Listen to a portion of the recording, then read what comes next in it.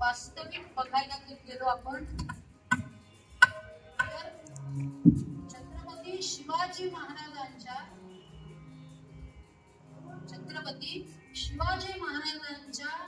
स्वराज्यामध्ये ज्यांचा जन्म झाला कसं होतं स्वराज्य वर्णन केले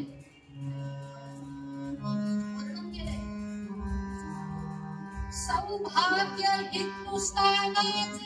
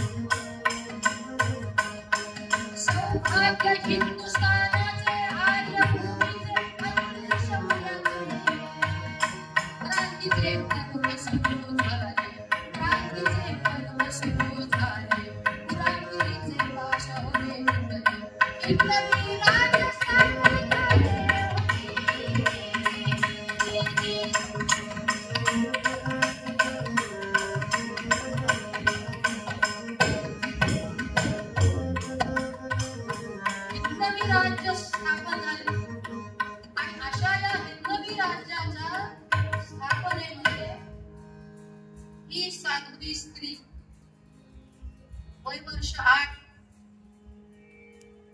बीड जिल्ह्यामधलं जे चौंडी नावाचं गाव आहे या गावामध्ये ज्यांचा जन्म झाला आणि माणकोजी शिंदे यांच्या मुलामध्ये तिचा जन्म झाला। आईचं नाव सुशीला 8 वर्षाची त्या गावामध्ये भगवान शंकराचं मंदिर होतं आणि त्या मंदिराच्या बाहेर ही 8 वर्षाची मुलगी भगवान शंकरांची पिंड तयार करण्यामध्ये मग्न होती। बघा 8 वर्षाची असताना भगवान शंकरांची पिंड तयार करत असत त्यावेळेला आणि आपण 8 वर्षाचे असताना आपण काय केलं याचा विचार आज रात्री झोपताना करा। सद्गुरुनाथ महाराज पिंड तयार करत होती आणि एक घोडा वेगानं धावत येत होता। त्याच्याहीकडे हिचं लक्ष नव्हतं पण त्या घोड्यावरती पेशवे स्वतः स्वार झालेले होते आणि त्यांनी तो घोडा त्या घोड्याचे लगाम ओढले। घोडा थांबला तरी त्या मुलीचं लक्ष नव्हतं। स्वतः पेशवे बाजीराव पेशवे घोड्यावरून खाली उतरले आणि विचारतात मुली अगं हा घोडा जर थांबला नसता तर आता तुझ्या अंगावरून गेला असता तुझं लक्ष कुठे हात जोडले गेले। 8 वर्षाचीच होती पण उत्तर इतकं सुरेख दिलं साहेब या जीवाची पर्वा मला नाही पण या भगवान शंकरांची जी मूर्ती माझ्याकडून निर्मिती झाली आहे तिचं रक्षण करण्यासाठी या जीवाची बाजी लावावी लागली तरी सुद्धा चालेल पण या मूर्तीला मी काही होऊन देणार नाही। हे शब्द हा आत्मविश्वास आणि अंगामध्ये असणारी धडाडी या पेशव्यांनी बघितली आणि ज्यांच्या तलवारीचा घात महाराष्ट्रातच नाही तर महाराष्ट्राच्या बाहेर भारतात सुद्धा गाजलेला होता असे मल्हारराव होळकर यांना पेशव्यांनी बोलून घेतलं आणि सांगितलं तुझ्या घराण्याला शोभेल अशी सून मी बघितली तिला सून करून घे।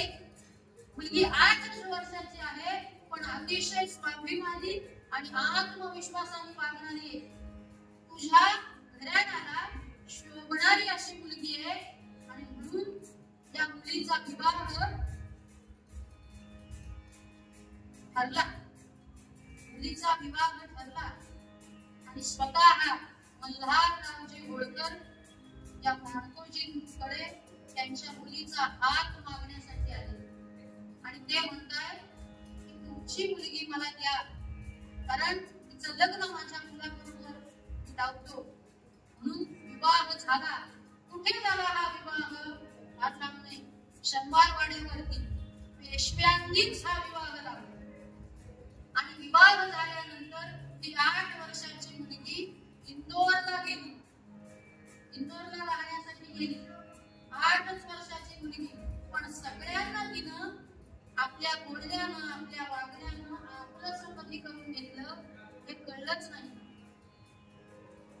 अशी ही मुलगी, काय नाव होतं हिचं? देवी सती अहिल्या, देवी सती अहिल्या, भारत फुलाला काळजी, राजकारणी चंद्रा, राजकारणी चंद्रा, असुदीची देवी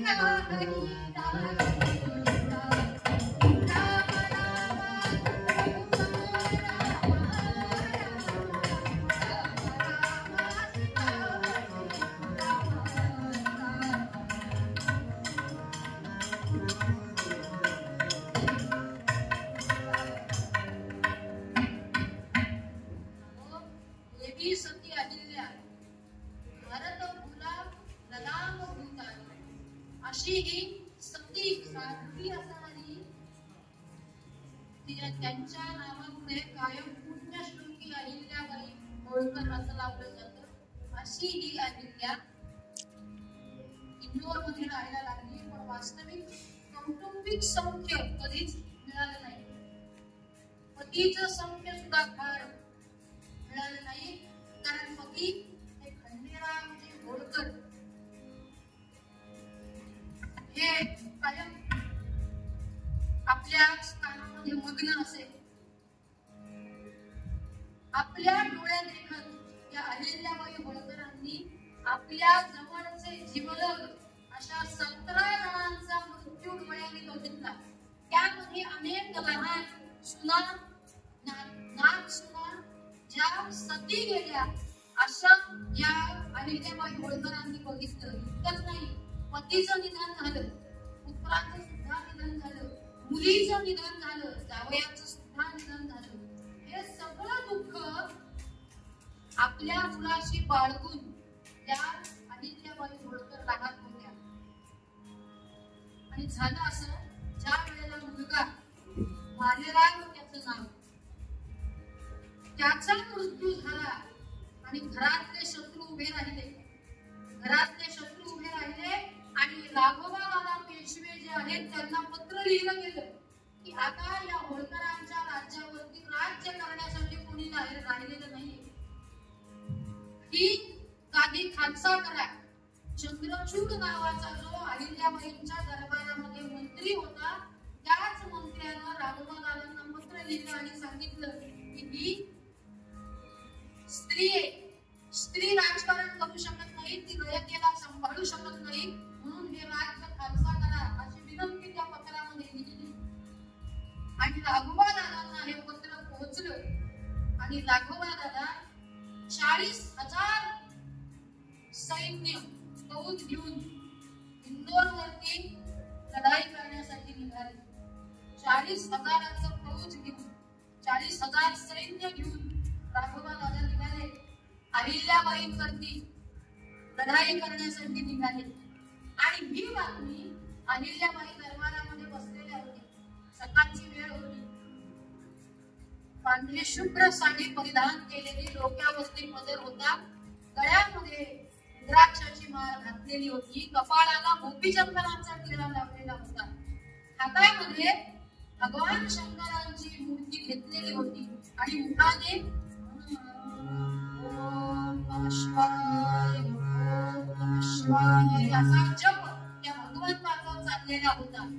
वास्तविक मुखमंडलावरती जे तेज होतं ना, ते भगवंताच्या नामस्मरणाचं तेज होतं.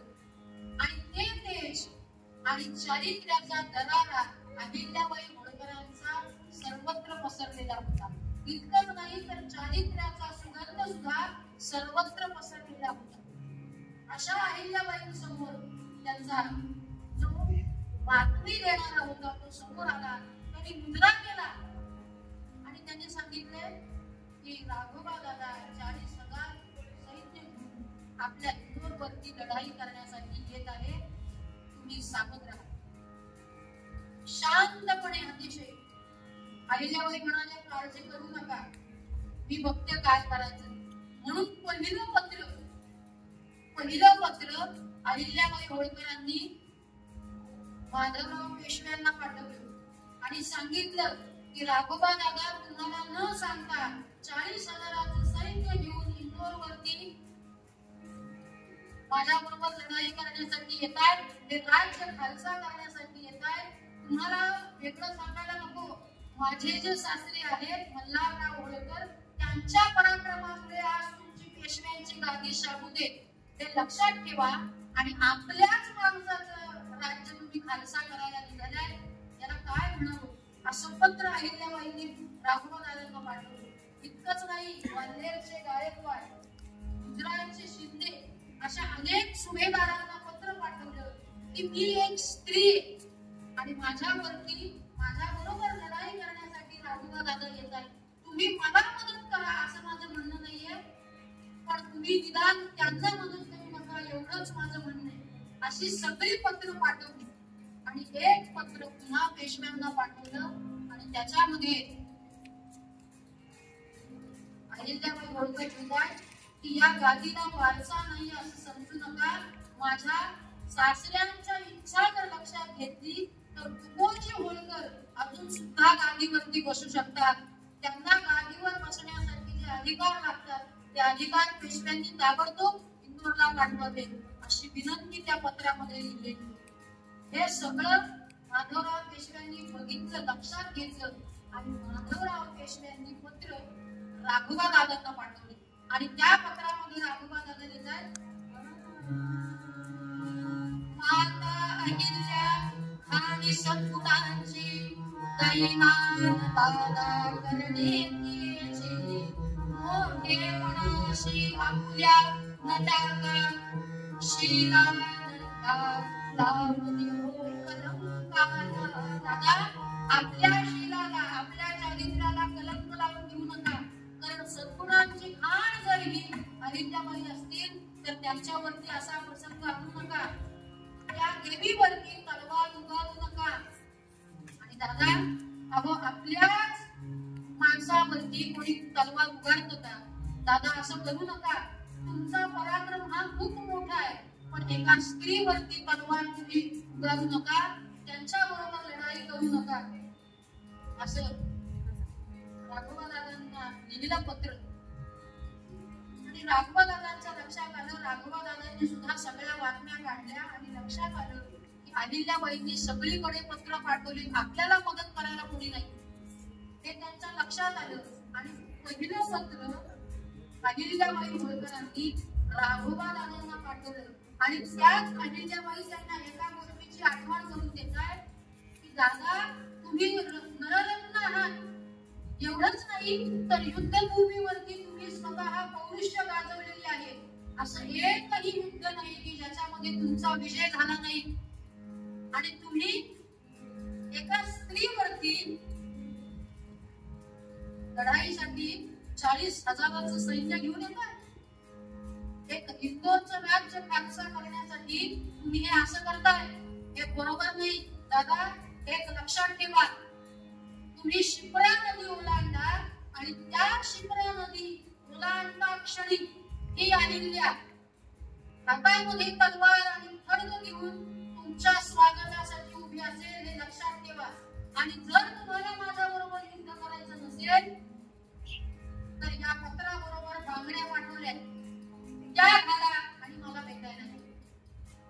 असं धडधडीत पत्रामध्ये अहिल्याबाईंनी लिहिलं आणि त्यांचा हा आत्मविश्वास राघोबा दादांनी बघितला आणि राघोबा दादांच्या लक्षात आलं की हे प्रकरण आपल्याला वाटतं तितकं साधं सोपं आणि सरळ नाही. आणि त्या अहिल्याबाईंचं वर्णन राघोबा दादांच्या लक्षात असं आलं,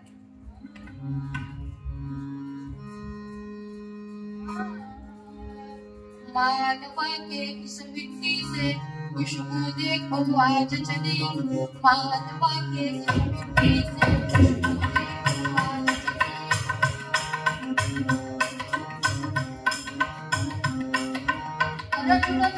शरद जाते माहिले की बात चली, शरद जाते शरद जाते माहिले की बात चली.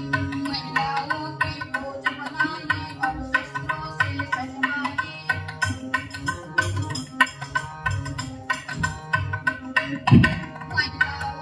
कोट बनाई और शस्त्रों से सजवाई नर्मदा का आशीष लेकर रणभूमि पे आई है नर्मदा का आशीष लेकर रणभूमि पे आई है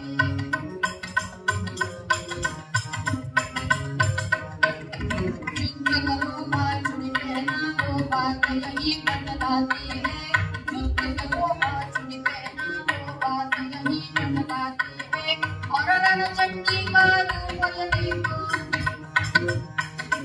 और रणचंडीचं रूप अहिल्याबाईंनी धारण केलं आणि अशा या रणचंडीच्या रूपासमोर सगळ्यांनी गर्दन झुकवली काय केलं अहिल्याबाई होळकरांनी 40,000चं सैन्य तुम्ही घेऊन येताय ना हरकत नाही या 2,000 स्त्रियांची फौज मंडळ अहिल्याबाई होळकरांनी तयार केली ज्या काळामध्ये स्त्रियेला घराच्या बाहेर पडता येत नव्हतं डोक्यावरचा पदर अहिल्याबाईंनी कमरेमध्ये स्त्रीला पोचायला शिकवला इतकंच नाही गानपट्टा तलवारबाजी ढालबाजी इतकंच नाही तर तोफ कशी चालवायची शत्रू बरोबर युद्धामध्ये कसं लढायचं रणांगणामध्ये कसं उभं राहायचं हे सगळं 2,000 महिलांना तयार केलं अहिल्याबाई होळकरांनी नर्मदा का आशीष लेकर रणचंडी आई है और चरणों में इसके माता पार्वती आई है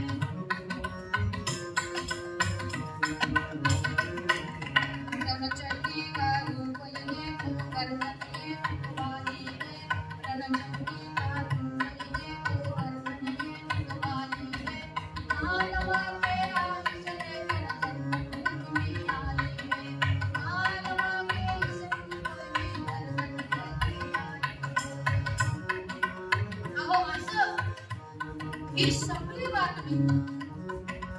बातमी राघवा दादांच्या कानावर आणि राघवा दादांचा एक गोष्ट लक्षात आली की 2,000 स्त्रियांची पलटण अहिल्याबाईंनी तयार केली आणि त्यांच्या असं लक्षात आले की आपण त्यांच्यावरती लढाई करण्यासाठी आलेलो आहे हे योग्य होणार नाही आपल्याला आपल्या या फेरावाला हे योग्य दिसणार नाही म्हणून ताबडतोब राघवा दादांनी पत्र लिहिलं अगं अहिल्ये तुझा काहीतरी गैरसमज झालाय मी पेशव्या कुणीतरी मोठा तुझं सांत्वन करण्यासाठी येतोय तुझ्या बरोबर लढाई करण्यासाठी येत नाही राघवा दादा घाबरले आज अतिशय मोठा पुरुष पौराशर्थ गाजवणारे राघवा दादा पण अहिल्याबाईंना घाबरले आणि ते पत्रात लिहिताय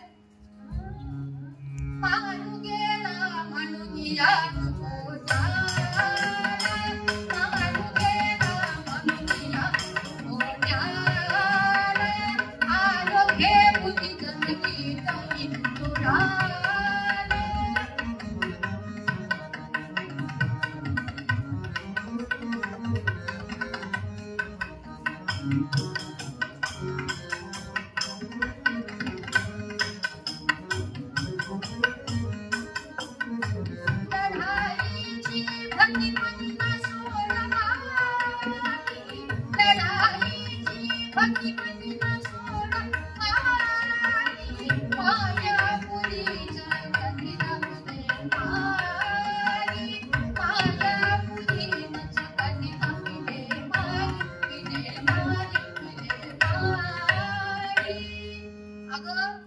वास्तविक बघायला गेलं तर अहिल्याबाईंचा मुलगा जाऊन 6 महिनेच झाले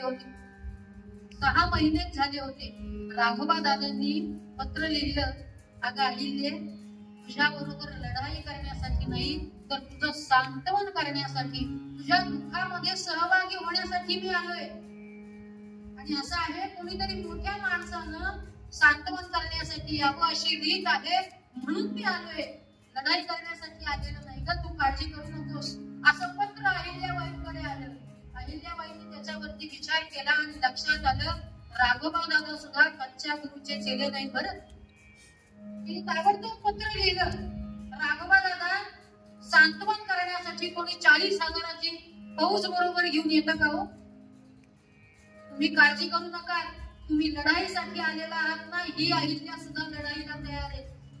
पण राघोबा दादांच्या लक्षात चूक आली आणि राघोबा दादा इंदोर मध्ये येऊन पोहोचले.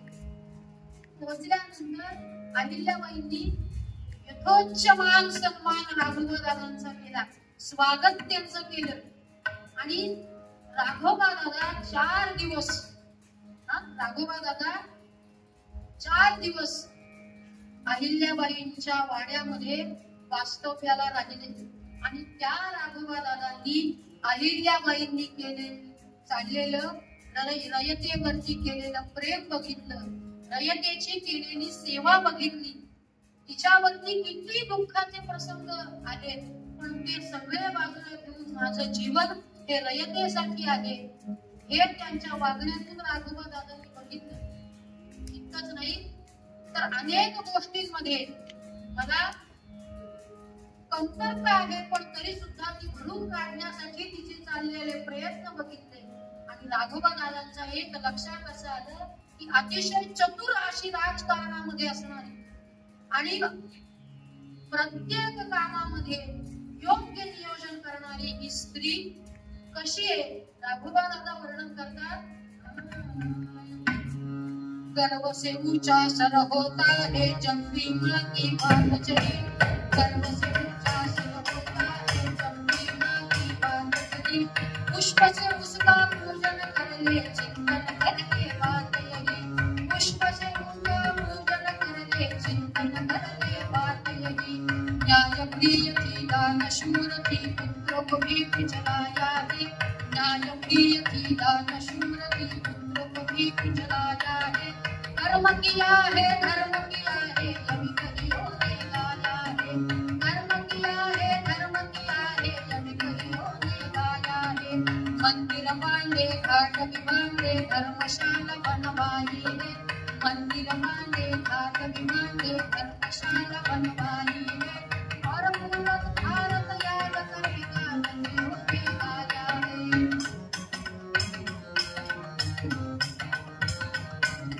और पूरा भारत याद करे जब गर्व नहीं अंगड़ाई है,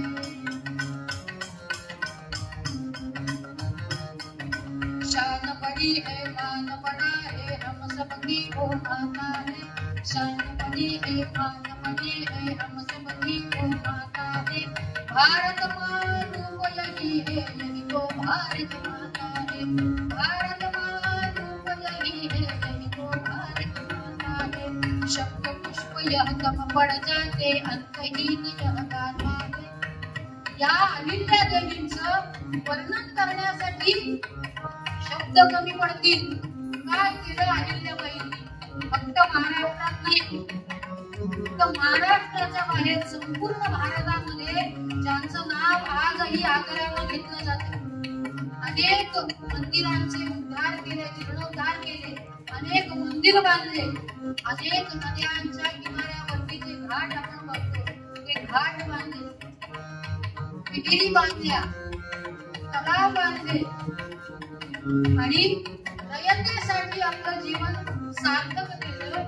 अशा या अहिल्याबाई होळकरांविषयी आम्ही काय करावं तर कवी सांगतात,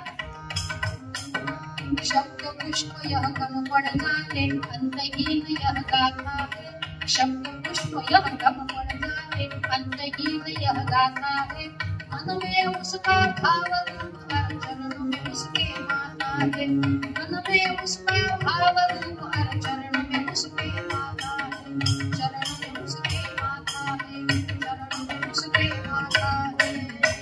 अशा या अहिल्याबाई होळकरांच्या चरणावरती आम्ही नतमस्तक व्हावं असं राघोबा दादांना सुद्धा वाटावं. अशा या अहिल्याबाई होळकरांचं चरित्र एक सगळ्यात महत्वाचा 2 मिनिटात प्रसंग सांगते, म्हणजे अहिल्याबाई होळकरांच्या चरित्राचा आणि नावाचा दरारा काय होता हे तुमच्या लक्षात येईल.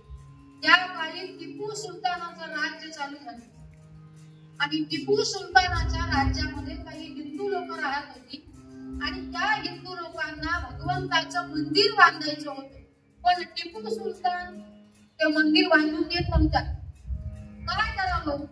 अनेक वर्ष ती लोक त्यासाठी प्रयत्न करतायत, पण या लोकांच्या लक्षात आलं की आपण अहिल्याबाईंना जाऊन भेटलं पाहिजे, म्हणून सगळेजण इंदोरला अहिल्याबाईंना भेटायला आले आणि सगळा प्रसंग सांगितला की आम्हाला मंदिर बांधायचंय, पण टिपू सुलतान मंदिर बांधून देत नाही.